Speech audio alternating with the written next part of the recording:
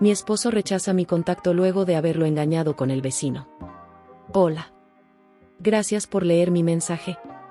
Estoy en una situación bastante delicada y quería saber si alguien más ha pasado por algo similar.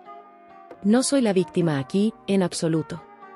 Las verdaderas víctimas son mi esposo, mis hijos y mis padres, quienes aún viven con la carga de mis errores pasados, errores por los cuales verdaderamente siento un profundo arrepentimiento. Permítanme ser directa, hace 19 meses me descubrieron teniendo una aventura con un vecino casado y padre de 3 hijos. Yo tengo 32 años, mi esposo tiene 39, y el vecino en cuestión tenía 27 en ese momento.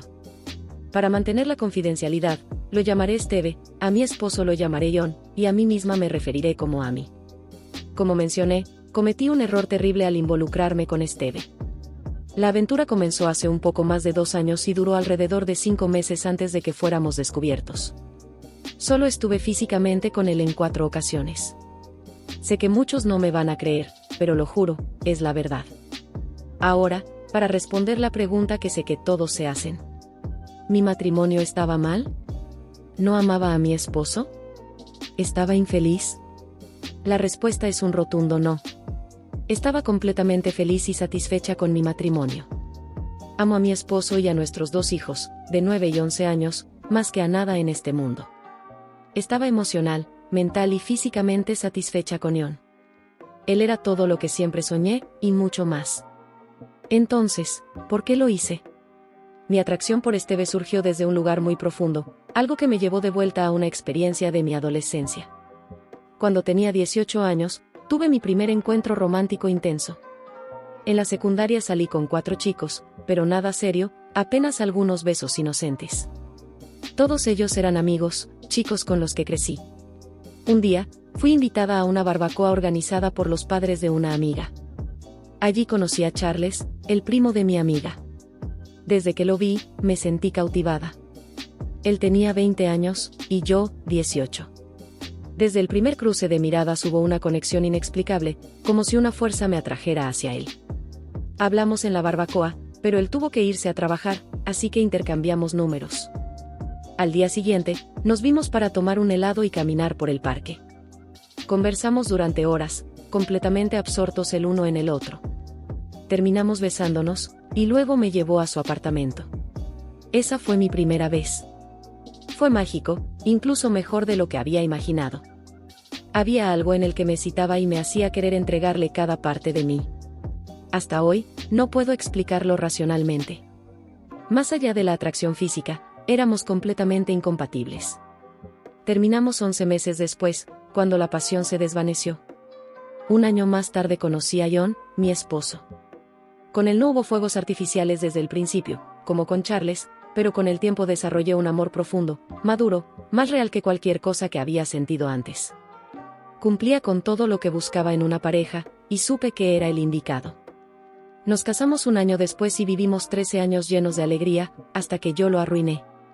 Fuimos bendecidos con 2 niños maravillosos, que no solo se parecen físicamente a su padre, sino que también heredaron su increíble personalidad. Les cuento todo esto porque es clave para entender por qué comenzó la aventura con Esteve. Esteve y su esposa, a quien llamaré Erika, se mudaron a nuestro vecindario. Eran la pareja más joven del barrio, y rápidamente fueron bien recibidos por todos. Para sorpresa mía, mi esposo y yo éramos la segunda pareja más joven, ya que la mayoría de nuestros vecinos estaban en sus 40, 50 e incluso 60 años. Conocimos a Esteve y Erika en un picnic del vecindario. Fue ahí donde crucé miradas con él por primera vez. Y fue exactamente la misma sensación que experimenté cuando vi a Charles en aquella barbacoa años atrás, esa chispa, esa energía magnética, imposible de ignorar. La segunda vez que vi a Esteve fue en el concesionario de autos donde él trabajaba en el área de finanzas. Estábamos buscando un vehículo nuevo, y en ese picnic mi esposo había mencionado casualmente que Esteve trabajaba allí. Así que, naturalmente, comenzamos a hablar. Fuimos la semana siguiente al concesionario para mirar autos. Esteve se aseguró de que el vendedor nos diera un buen trato, y, además, él mismo nos consiguió una excelente financiación. Durante el proceso de cierre, Esteve y yo nos mirábamos de una forma que no podíamos ocultar, pero mi esposo no lo notó. Unos días después, tuve que regresar al concesionario para que le instalaran los guardabarros al vehículo. fue allí donde Esteve y yo tuvimos nuestra primera reunión inapropiada. Cuando me vio en la sala de espera, salió a saludarme y me pidió que lo acompañara a su oficina, ya que supuestamente tenía información adicional sobre la financiación. Una vez dentro, nos sentamos, me preparó un café y comenzamos a charlar. Era una conversación casual, hasta que, de pronto, soltó lo que sentía. Me dijo que notaba una vibra entre nosotros, que había visto cómo lo miraba. Yo le confesé que también sentía algo, pero que estaba mal. Él respondió que sí, que sabía que estaba mal, pero que no le importaba. Me dijo que me deseaba. Y así, avanzamos hasta la mañana siguiente, cuando tuvimos nuestro primer encuentro íntimo en su casa. Fue después de que nuestros hijos se fueran a la escuela y nuestras parejas salieran para el trabajo. Por cierto, mi esposo tiene un excelente empleo y Erika, la esposa de Esteve, es enfermera titulada. Como mencioné antes, Esteve y yo solo tuvimos relaciones físicas 4 veces durante los 5 meses que duró todo. No había absolutamente ningún amor entre nosotros. Yo amaba a John. Y Esteve, según él, amaba a Erika. Lo nuestro fue puramente físico. Y para ser honesta, la parte física ni siquiera era buena. No se comparaba con la intimidad que tenía con mi esposo. Ni cerca. Pero era prohibido, y por eso era emocionante. Era peligroso. Supongo que, mirando hacia atrás, ser ama de casa durante 11 años me había dejado hambrienta de atención. Me sentía invisible, y este hombre joven, atractivo, me veía. Estúpidamente pensé que podía tener esta aventura secreta por un tiempo, y aún así mantener un matrimonio amoroso y funcional. Ese pensamiento llegó a su fin una mañana de jueves, hace 19 meses. Esteve y yo fuimos descubiertos. En la cama. En su casa. Por la madre de Erika. Entró sin avisar y comenzó a gritar insultos. Primero, abofeteó y arañó a Esteve en la cara, dejándole una gran herida con sus uñas. Luego se abalanzó sobre mí, me golpeó en la mandíbula y me arrancó 2 puñados de cabello, antes de que pudiera recoger mis cosas y salir corriendo. Cuando llegué a casa, estaba en shock total. La realidad de lo que había hecho me golpeó como un ladrillo. Sabía que mi matrimonio de cuento de hadas con John había cambiado para siempre. Y que probablemente había terminado. Me quedé en silencio durante horas, solo mirando la pared. Pensando. ¿Qué le voy a decir a mi esposo? Decidí llamarlo. Le dejé un mensaje urgente. Necesito hablar contigo. Es algo muy importante. No respondió. Le escribí. Tampoco respondió. Fue entonces cuando supe que Erika, o incluso Esteve, ya se habían comunicado con él. Unos minutos después, Erika y su madre aparecieron en mi porche. Comenzaron a golpear la puerta y las ventanas, gritando, insultándome, exigiendo que saliera. Yo no lo hice. Estaba completamente paralizada de miedo y vergüenza. Afortunadamente, mis hijos estaban en la escuela. Cuando finalmente se fueron, me tiré en el sofá a llorar. Me quedé dormida por unos minutos y me despertó el sonido de una puerta de automóvil cerrándose en la entrada. Miré por la ventana. Era John. Corrí al baño para lavarme la cara, mirarme al espejo, componerme un poco, y fui a la sala para recibirlo. Pero él no entró. Lo vi desde la ventana. Caminó directamente hacia la casa de Esteve y Erika. Entró. Y estuvo allí casi 3 horas. Cuando regresó, fui a abrazarlo, desesperada. Pero él me apartó. Lo siento, le dije, llorando. No sé en qué estaba pensando. Él solo me miró, con una frialdad que me rompió el alma, y dijo: no acepto tu disculpa. Quiero que te vayas. Ahora. Me derrumbé en el suelo, suplicando que me dejara quedarme. Le decía que no quería irme, que cometí un error, pero que lo amaba. Él no cambió de expresión. Solo tomó el teléfono, llamó a mi madre y le dijo lo que había hecho. Le pidió que viniera, y que me llevara. Mi mamá vino a buscarme esa misma noche. Cuando llegó, se disculpó con Esteve, aunque yo no entendía por qué, y luego me convenció, casi a la fuerza, de volver con ella a su casa. Esa noche, me ayudó a empacar algunas cosas. Me fui llorando, preguntándole a John qué les iba a decir a los niños. Él solo respondió: yo me encargaré de eso. Y así me fui. Destrozada. avergonzada. Más tarde, esa misma noche, lo llamé. Y para mi sorpresa, respondió. Cuando lo hizo, solo dijo: «Hola». Y se quedó en silencio. Le dije que era yo. Que lo sentía con toda el alma. Que nunca volvería a hacer algo así. También le prometí que pasaría el resto de mi vida intentando compensarlo. No dijo nada. Solo preguntó: «¿Tienes algo más que decir?». Le dije que no, y le pregunté qué estaba sintiendo. Él me respondió: «Sabes perfectamente lo que estoy sintiendo». No pude contener el llanto. Después, me dijo que quería que me quedara en casa de mis padres durante un par de semanas antes de volver a la casa. A regañadientes acepté, pero le pregunté cuándo podría ver a los niños. ¿Cuándo podría verlo a él? «No quiero verte ahora», me dijo. «Pero aceptaré tener una breve llamada contigo, todas las noches, a las 9». Terminamos esa primera llamada con un simple «te amo» de mi parte. Y él no dijo nada. Solo colgó. Nuestra llamada al día siguiente fue parecida.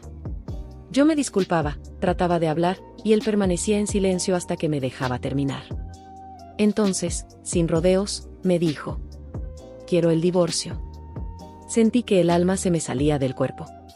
Rogué. Supliqué. Le pedí otra oportunidad. Se negó. Me dijo que sabía que perdería la mitad de todo lo que había trabajado durante años. Pero en la siguiente respiración dijo algo que me partió aún más. «Te daré todo lo que pidas, si simplemente desapareces. Y nos dejas en paz. A mí y a los niños». Me derrumbé. «No puedes estar hablando en serio, John». «Sí», me dijo. «Lo estoy». Terminamos la llamada, y lloré toda la noche. Entonces, empecé a pensar en qué podía hacer para detener todo esto. Y se me ocurrió una idea: crear un acuerdo prematrimonial tan favorable para el que no pudiera rechazarlo. Todo lo que quería era una segunda oportunidad para demostrarle que lo amaba. Sin importar el costo. Mientras John estaba reunido con su abogado de divorcio, yo estaba reuniéndome con uno propio. Pero no para defenderme, sino para redactar una propuesta. Fui a 4 abogados diferentes hasta que encontré a uno que se especializaba en acuerdos prenupciales y estuviera dispuesto a redactar algo tan desequilibrado, que le daría a John prácticamente todo, a cambio de seguir casados por un periodo determinado. Mientras tanto, el abogado de John fue más rápido. En solo 11 días, tenía listo el papeleo del divorcio. Y 2 días después, me entregaron la citación en casa de mis padres. Antes de firmar nada, hice que John recibiera mi propuesta. Esa noche, hablamos. Y por primera vez, después de semanas, pude sentir algo del hombre que solía conocer. Ya no era solo esa figura robótica y fría. No entraré en los detalles exactos del acuerdo prematrimonial. Pero puedo confirmar que John se queda con casi todos nuestros bienes matrimoniales y permanecemos casados y viviendo juntos durante al menos 30 meses. Si vuelvo a ser infiel, pierdo absolutamente todo, sin reclamos sobre bienes, sin pensión alimenticia, sin pagos por manutención. Me obliga a conseguir un trabajo de tiempo completo en los próximos 6 meses y contribuir a los gastos del hogar. Y finalmente, John puede salir con otras mujeres si así lo desea, durante el resto de nuestro matrimonio. Sé que yo jamás volvería a ser infiel. No está en mí. Pero quería que supiera cuánto lo amo, tanto como para aceptar eso. Para mi sorpresa, aceptó. Con una sola condición adicional. Que no había ninguna obligación de mantener relaciones íntimas conmigo. Ni ahora, ni nunca. Eso me rompió el corazón. Pero acepté. Porque sentía que, con el tiempo, recuperaría su respeto, su confianza, y quizás, su amor. Hoy, estamos a 17 meses y medio de ese nuevo acuerdo. Y por eso estoy aquí. Porque las cosas, no han salido como pensé. Este matrimonio, como yo lo llamo, no es realmente un matrimonio. Es más como si fuéramos 2 compañeros de casa, criando a nuestros hijos juntos. No me malinterpreten, le agradezco a Dios todos los días por esta segunda oportunidad. Pero lo que tenemos, no es amor. No hay conexión. No hay nosotros. Desde mi aventura, John no ha mostrado ningún tipo de afecto hacia mí. Y cuando digo ninguno, lo digo literalmente. Ni un beso. Ni un abrazo. Ni siquiera una caricia en el hombro. No me deja acercarme. No me permite demostrarle amor. A veces, me escabullo y le doy un abrazo rápido, o le beso el brazo cuando no se da cuenta, pero puedo notar en su cuerpo que no le gusta. Así que ya casi no lo hago.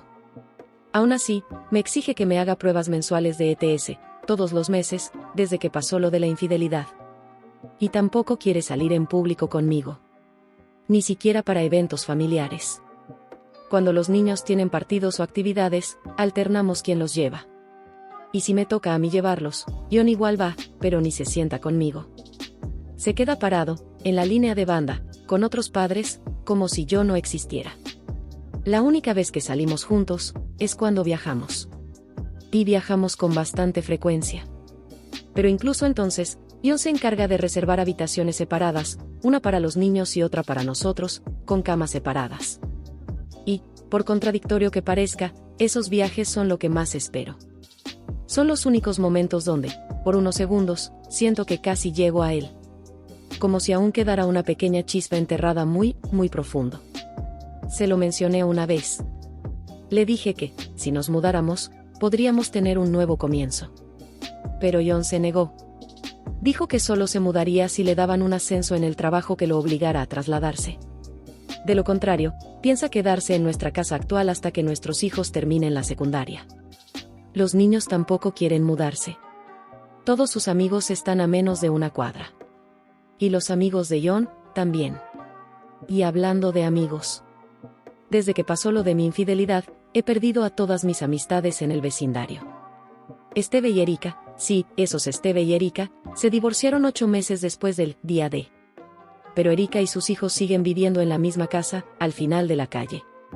Las mujeres del vecindario, con las que alguna vez fui tan cercana, me han borrado por completo. Me culpan de haber destruido un matrimonio, y de haber traído drama al barrio. Así que ahora, mi hogar se siente como una prisión. No salgo al frente. No camino por el vecindario. Solo me quedo adentro, o en mi pequeño jardín trasero, donde paso las horas cuidando las flores. Donde puedo fingir que aún tengo paz. Mis hijos siguen siendo felices. Salen a jugar con sus amigos. Incluso los hijos de Esteve y Erika vienen a nuestra casa. Gracias a Dios, en su mundo, nada ha cambiado demasiado. John, tampoco ha perdido a nadie. Sigue siendo el alma del vecindario. Por las noches, los hombres vienen a fumar cigarros y tomar bourbon en nuestro porche trasero. O él va a sus casas. Su rutina es la misma. Trabajo, gimnasio, casa. Prepara su propia comida. No cena con nosotros. No come nada que yo cocine. Aunque, el otro día se comió unas galletas que hice. Eso fue inesperado. Los fines de semana enciende la parrilla. Solo come lo que él cocina. No importa cuánto me esfuerce en preparar algo para todos. Él no lo toca. Pero al menos, tengo algo hermoso, las cenas entre semana con mis hijos. Se han convertido en nuestro momento especial. Comemos temprano, como a las 4 de la tarde, cuando ellos llegan de la escuela. Yo preparo la comida. Ellos ponen la mesa. Me ayudan con los últimos detalles, y luego limpiamos juntos.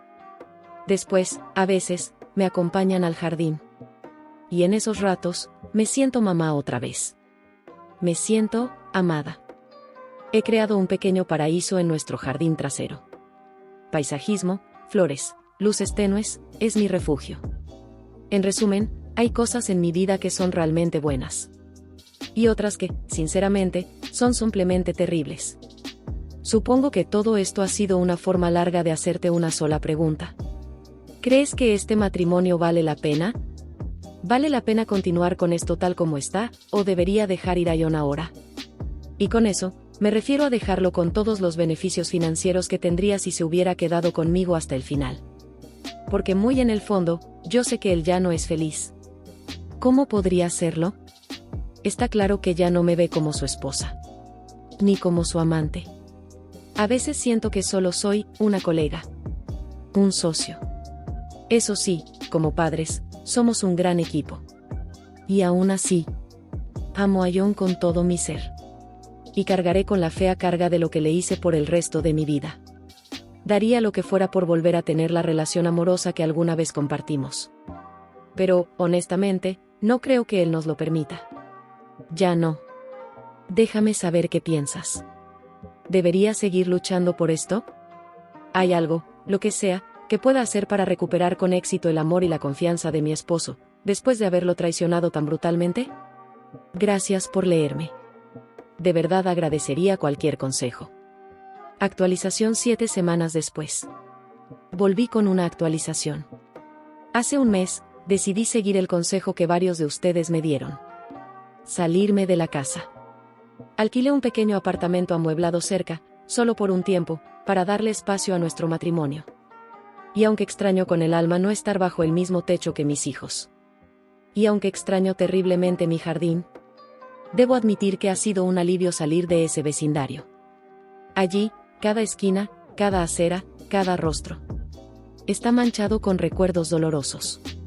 Todos provocados por mí. Y no estoy tratando de justificar nada. Cuando le di la noticia a John, parecía sorprendido, incluso un poco triste. Me hizo muchas preguntas. Y en su reacción, vi algo. Vi que aún me ama.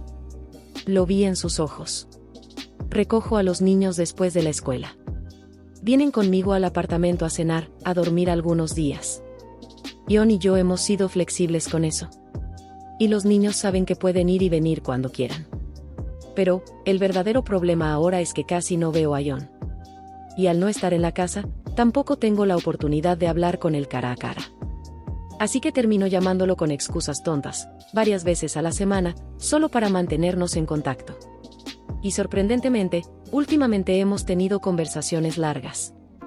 Conversaciones sobre todo, y sobre nada. Y eso, otra vez, me dice que él todavía me quiere. Y yo sé que yo lo amo. Actualización final 5 meses después. Me tomó un tiempo volver con esta última actualización. Quería darles una perspectiva completa, y un cierre. Primero, la parte difícil.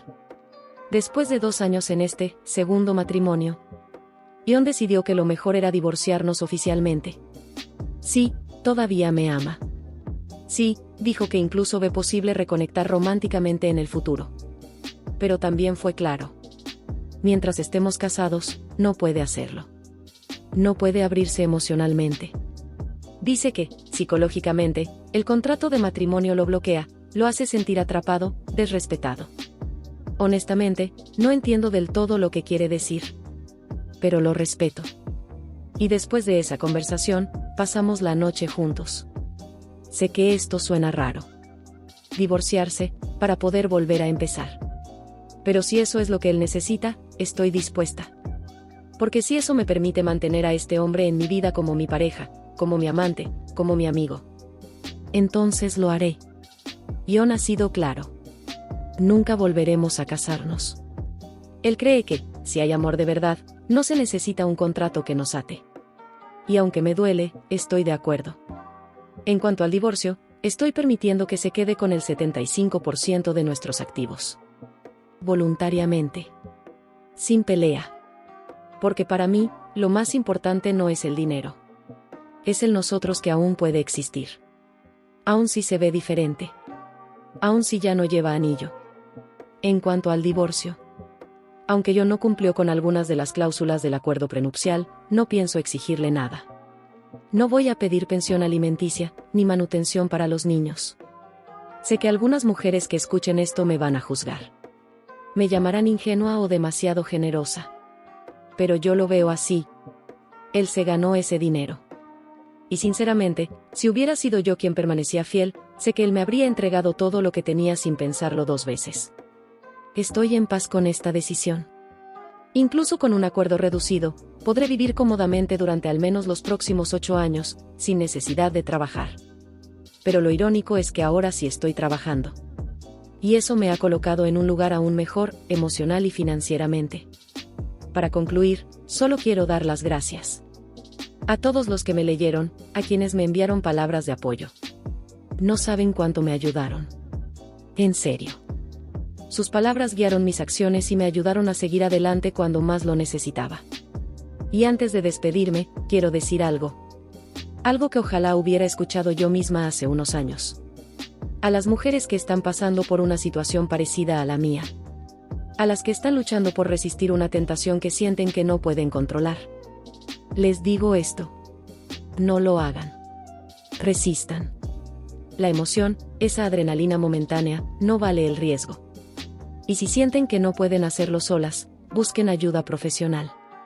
Porque se los aseguro, desde mi experiencia más amarga.